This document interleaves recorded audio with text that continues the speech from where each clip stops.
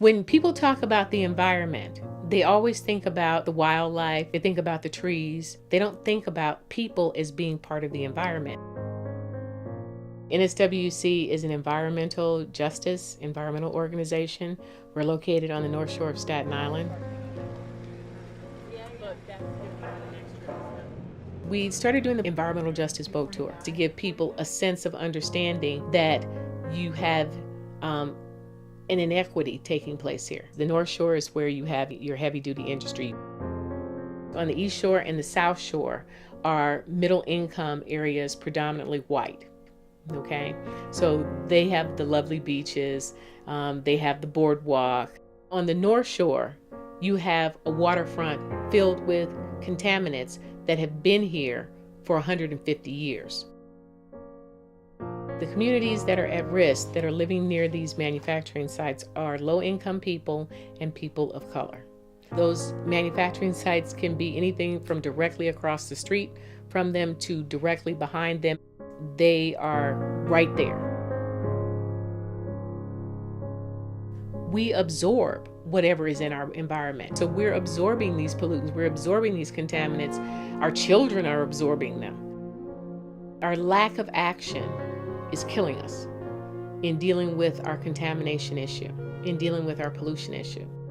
We identified 21 sites with contamination issues from St. George to Arlington. Most of these properties are in flood-prone areas.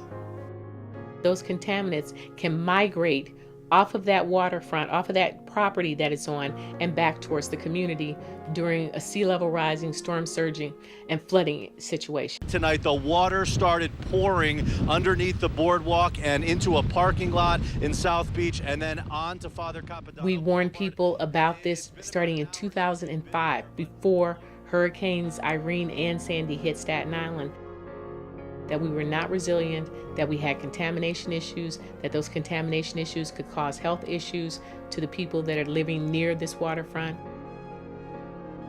We saw that with New Orleans. People are going to die from this. People are going to die. Cuomo declined to speculate on whether the ferocity of the storm had any relation to global climate change, but did note that the region needs to be prepared for a new normal when it comes to weather systems.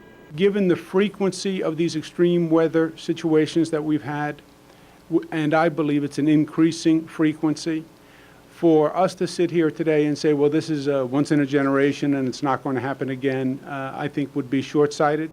Burl and I have been working on a lot of things for many years together, and one of the things that we constantly beat the drum to officials is that we need somebody to look at the bigger picture. And one of the things that sticks in my mind, and it'll probably stick in my mind for the rest of my life, I received a phone call about a week after Sandy while I was trying to make my way home from work.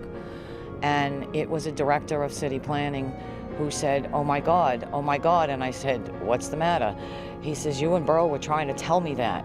Tell me this. And I just started crying, and I said, we did not want to be right, and we were right.